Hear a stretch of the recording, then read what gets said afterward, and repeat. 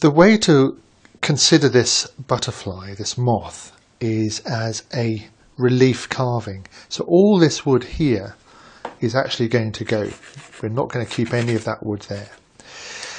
And we're actually only going to go down to a shallow depth with the wings. We're already at the surface. So I'm going to hold this in this vise here because it's a little bit higher for me. But basically you want to put it into a bench vise like this so you get a good grip on the carving.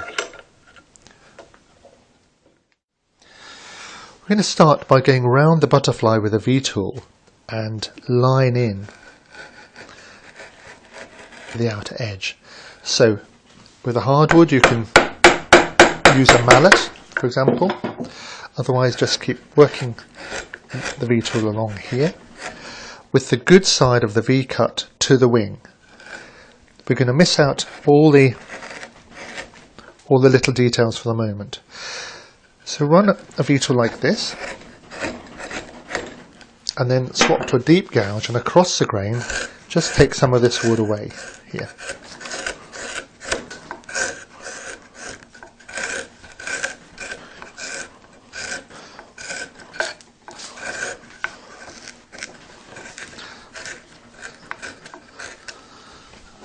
Do another pass.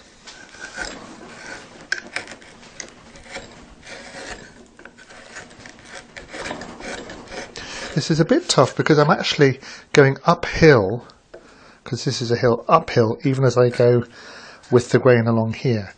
So another pass and take a little bit more across. Get this out of the way, it doesn't really matter what it looks like. So we've got about 5 or 6 millimeters along here. And similarly you can come round here, miss out the eyes and the top of the body for the moment. We can come along here.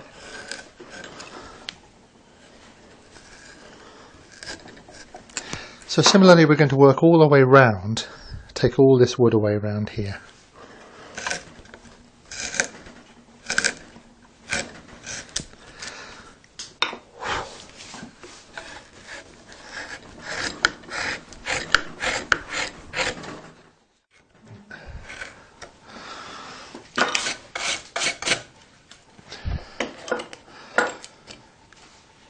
So this is the stage we want to get to. We're not interested in this background, it's all going to be cut away, but it must go below the edge of the wing where we're going to cut underneath. So all this will be cut back eventually. So work your way around, get it like that, and then we start setting in. So this means picking a gouge which has an edge, a sweep, that matches one of the edges of the moth. So you will nibble it back. Don't worry about what happens below there. And for the moment just come straight down, so this is square here. And then the trick here is to use this tool in the same way on the opposite side. You don't have to worry even about cleaning this junction up at this stage, because that's all going to go. So this matches this shape here.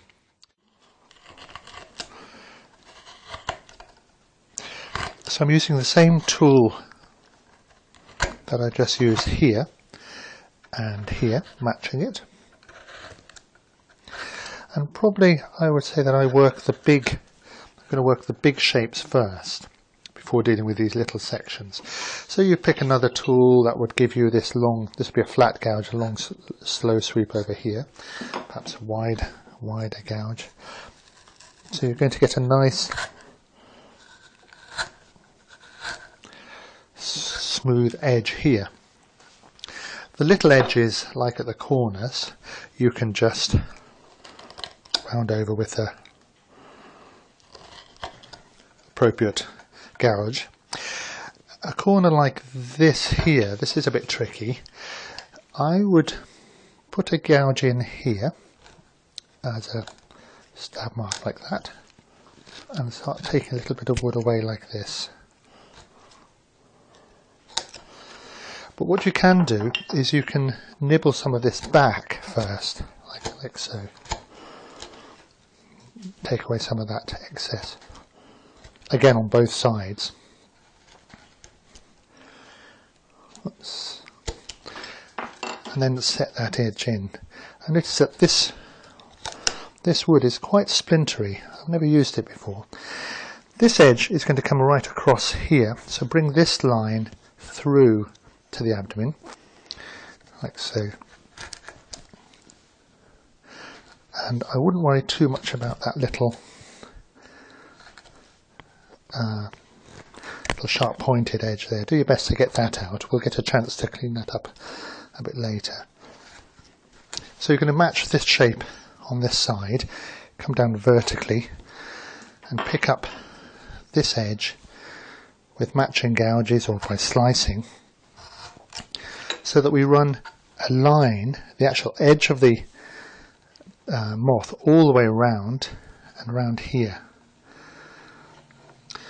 symmetrical on both sides. Again, at the top here we can nibble some of this back where the head is, like so, on both sides, and then just round this over for the moment. The important thing is to keep the symmetry and trying to get into all these bits as best you can.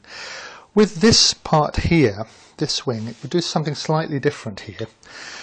What we're going to do is we're going to get this lower wing going underneath this upper wing here. So I'm going to set this top wing in here with a smaller V tool, tilt it over so it's angling away so that this wing has the right angle, this upper part. And so this wing comes around here, like so. So I'm just going to do that before I start taking the wood away from here.